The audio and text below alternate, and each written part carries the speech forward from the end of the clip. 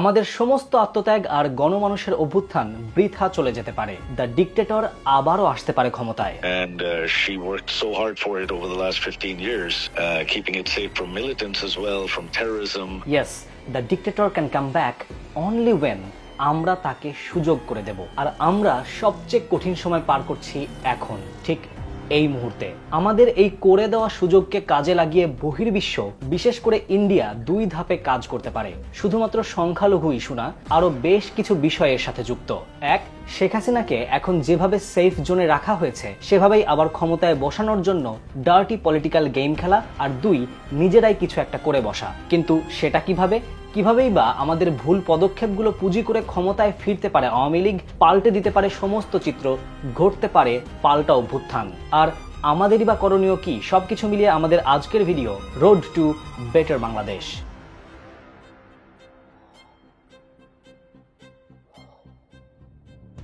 প্রথম কথা, আমরা যে পাল্টা অভ্যুত্থানের আশঙ্কা করছি তা কি আদৌ সম্ভব? শেখ হাসিনা যেভাবে সেফ এক্সিট নিয়ে দেশ ছেড়েছেন, তার পক্ষে কি আবার ক্ষমতায় আসা সম্ভব? রিজাইন লেটার জমা দেওয়ার পরেও কি আর কোনো চান্স থাকে? আমার উত্তর হলো থাকে, বরং এই মুহূর্তের প্রেক্ষাপটে সেই চান্স আর সামান্য নয়, বরং অনেক অনেক বেশি। এখন পাল্টা একটা প্রশ্ন উঠে আসে, পাল্টা অভ্যুত্থান বা কাউন্টার কুয়ের ঐতিহাসিক কোনো নজির আছে কিনা? ইতিহাসের সবচেয়ে ফেমাস কাউন্টার কু হলো 1966 সালের নাইজেরিয়া জুলাই রিমার্চ, যার পেছনে মাস্টার মাইন্ড ছিল লেফটেন্যান্ট কর্নেল মুরতালা মুহাম্মদ, যেটা নিয়ে বিরাট একটা আলোচনাও সম্ভব।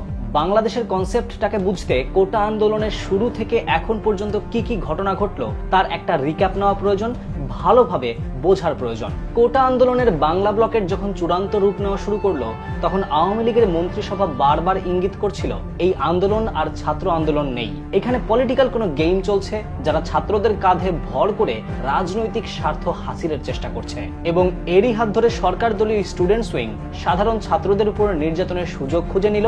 আর এরপর পাল্টে গেল সমস্ত চিত্র। পুলিশ, ক্যাম্পাস তথা সারা দেশে সরকারের নির্দেশে শুরু করলো তাণ্ডব, প্রাণ হারালো ফ্যাসিস্টের বিরুদ্ধে আওয়াজ তোলা হাজারো মানুষ। কিন্তু একটু খেয়াল করলেই বুঝবেন সে সময়টা জ্বালাও পোড়াও ঘটনাগুলোকে পুঁজি করে বাংলাদেশের মন্ত্রিসভা আন্তর্জাতিক মিডিয়াগুলোকে কিভাবে ব্যবহার করেছে। জনাব আরাফাত স্পষ্ট বলেছেন এই আন্দোলন আর ছাত্র আন্দোলন নেই, রূপ নিয়েছে জামাত শিবিরের আন্দোলনে। এমনকি তিনি স্পষ্ট আন্দোলনকারীদের টেরোরিস্ট বা জঙ্গি আখ্যাও দিয়েছেন। These miscreants, and I would want to call them terrorists, if you come to Bangladesh and if you look around it, you see some of the part of the BTV looks like Gaza. সরকার নিজেও আন্দোলনকারীদের জামাত শিবির তথা pro Islamic terrorist হিসেবে আখ্যা দিয়ে আইনি প্রক্রিয়াতে জামাত শিবিরকে রাজনৈতিকভাবে নিষিদ্ধ ঘোষণা করে। ওয়েস্টার্ন বিশ্বের শিবির তথা ইসলামের সেন্টিমেন্টকে কাজে লাগিয়ে আন্দোলনকারীদের টেরোরিস্ট রূপে প্রমাণ করার প্রোপাগান্ডার প্রথম ধাপ ছিল এটি। কিন্তু এখন দ্বিতীয় ধাপে যা হচ্ছে তা আরো ভয়ঙ্কর। সরকারের পতন ডেকে আনলো বাংলার সাধারণ মানুষ, ফ্যাসিস্টের হাত থেকে দেশকে স্বাধীন করলো সাধারণ ছাত্র জনতা। কিন্তু তারপর থেকে যে ঘটনাগুলো ঘটলো তা হলো প্রোপাগান্ডার দ্বিতীয় ধাপ, ভারতীয় মিডিয়াকে ব্যবহার করা। শেখ হাসিনার পতনের পর থেকে গত একদিনের মাথায় কি কি ঘটনা ঘটলো তাও একটু ভালোভাবে বুঝতে হবে। দেশব্যাপী জ্বালাও পোড়াও শুরু হলো। কিছু কিছু ক্ষেত্রে এই তাণ্ডব 15 বছরের অত্যাচারের বিরুদ্ধে বিক্ষুব্ধ জনতার বহিঃপ্রকাশ হলেও ইন জেনারেল চিন্তা করতে গেলে ব্যাপারটা আরো একটু কমপ্লেক্স।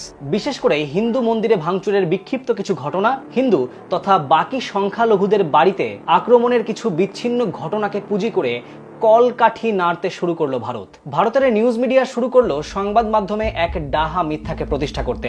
আজ তাক বাংলার সংবাদ, ইসলামী বাংলাদেশে হিন্দুরা শেষ, মসজিদ থেকে মাইকে ঘোষণা শুনুন। রিপাবলিক বাংলার সংবাদ, হিন্দু শূন্য বাংলাদেশের শঙ্কা, জবাব চায় বাংলা। এছাড়াও হিন্দু শূন্য হবে বাংলাদেশ থেকে শুরু করে আরো অনেক অনেক সংবাদ, যদিও বাংলাদেশের আসল চিত্র ভিন্ন। গতকাল থেকে কিছু বিচ্ছিন্ন ঘটনা ঘটার সাথে সাথে বাংলার হিন্দু মুসলিম ঐক্যবদ্ধ হয়ে হিন্দু কমিউনিটির প্রোটেকশন হিসেবে মন্দিরের বাইরে অবস্থান নেয়। হিন্দু তথা সংখ্যালঘু গ্রামগুলোতে মুসলিমদের পাহারা বসানো হয় যেন কোনো ধরনের কোনো অনাকাঙ্ক্ষিত কোনো ঘটনা না ঘটে। কিন্তু ভারতের সংবাদ মাধ্যমগুলোর ঘটনা দেখলে মনে হয় মায়ের চেয়ে মাসির দরদি বেশি। আর এই ম্যাস মিডিয়া প্রোপাগান্ডাকে পুঁজি করে শুরু হয় টুইটারে ভারতীয়দের তাণ্ডব। Islamists are attacking, burning Hindu houses, temples, such helpless. All eyes on Bangladeshi Hindu. Attacks of terrorists of Jamaat Islami in Bangladesh. Sheikh Hasina was shield for Bangladeshi Hindus. Situation of Hindus in Islamic Republic of Bangladesh. Mission mission to eradicate Hindus from Bangladesh. India should immediately land their army in Bangladesh to save Hindus. It's a civilization responsibility of Bharat to protect Hinduism. But my dear, the situation of Bangladesh, the scenarios of Bangladesh is totally different. Why on earth you are exaggerating this information? বেশিরভাগ ঘটনাই অতিরঞ্জিত করে উপস্থাপন করা হয় ভারতের মানুষের কাছে। এছাড়াও আপনি যদি ভারতের মূলধারার গণমাধ্যমগুলোকে ফলো করেন, দেখবেন সেখানে শেখ হাসিনাকে দেশের রক্ষা কবচ হিসেবে উপস্থাপন করা হচ্ছে। বাংলাদেশে অ্যান্টি আওয়ামী লীগ সেন্টিমেন্টকে সামনে রেখে সমস্ত তাণ্ডবের চিত্র তারা বহির্বিশ্বে প্রকাশ করছে টেরোরিজম ইন বাংলাদেশ হিসেবে। সহজ ভাষায় তারা বোঝাতে চায় শেখ হাসিনার পতনের জন্য প্রো ইসলামিস্টরা দায়ী, যারা জঙ্গি আর দেশটাকে চূড়ান্ত নৈরাজ্যে রূপ দিয়েছে। অথচ শেখ হাসিনাকে গদি ছাড়া করলো বাংলার ছাত্র সমাজ। তবে সে যাই হোক, এই জঙ্গিদের হাতে বাংলাদেশ আখ্যা দিয়ে বাংলার আন্দোলনকারীদের গণভবনের দিকে তেড়ে আসা আর সেই ভয়ে শেখ হাসিনার ভারতে আশ্রয় নামক জটিল এক প্রোপাগান্ডাকে পুঁজি করে ইন্টারন্যাশনাল সাপোর্টে শেখ হাসিনাকে আবার ক্ষমতায় আনা, ব্যাপারটাকে বোঝা কি খুব বেশি কঠিন?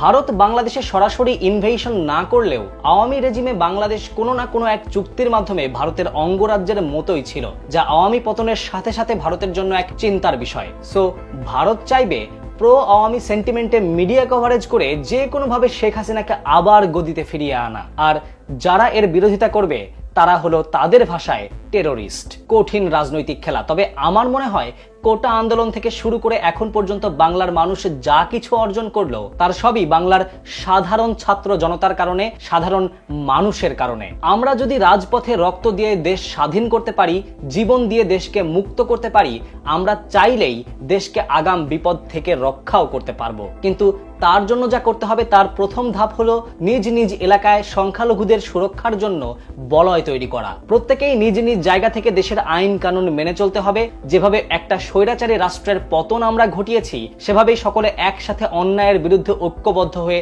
রুখে দাঁড়াতে হবে। আমাদের এই জয়ে সোশ্যাল মিডিয়ার যেহেতু বিরাট একটা ভূমিকা আছে, তাই সোশ্যাল মিডিয়াকেই বিরাট একটা শক্তি হিসেবেই ব্যবহার করতে হবে। যে কোনো কিছু শেয়ার করার আগে তার সত্যতা যাচাই করতে হবে, সোর্স দেখতে হবে। গুজবে কান দিয়ে হুজুগে বাঙালি হওয়ার সময় আমরা অনেক আগেই ত্যাগ করে এসেছি। ভারতীয়দের সোশ্যাল মিডিয়ার মিথ্যাচার আমরা সোশ্যাল মিডিয়াতেই ভেঙে দেব আমাদের সত্য তথ্য দিয়ে। নিজ নিজ এলাকায় সবাই মিলে একটি নিরাপত্তা দল প্রস্তুত রাখবো। রাজনৈতিক অরাজনৈতিক যে কোনো অপশক্তির মোকাবেলাও করব। ফেসবুকের পাশাপাশি টুইটারে অ্যাক্টিভ থেকে যে কোনো গুজবের স্পষ্ট মোকাবেলা করব আর বিশ্বব্যাপী সত্যতা তুলে ধরব। শেষে শুধু একটা কথাই বলতে চাই, যারা প্রোপাগান্ডা দিয়ে গদি দখল করে আবার ফ্যাসিবাদী সাম্রাজ্য বা সরকার গঠন করবেন বলে ভাবছেন, দয়া করে স্টুডেন্টদের সাথে ফাইজলামি করতে আসবেন না। স্টুডেন্টরা 17 বছরের পাকাপোক্ত স্বৈরাচারী গদি উল্টে দিয়েছে। স্টুডেন্টরা রাজপথে প্রাণ দিতে শিখে গেছে। এখন তারা চাইলে সব পারে সব। And hereby we dream for a better Bangladesh.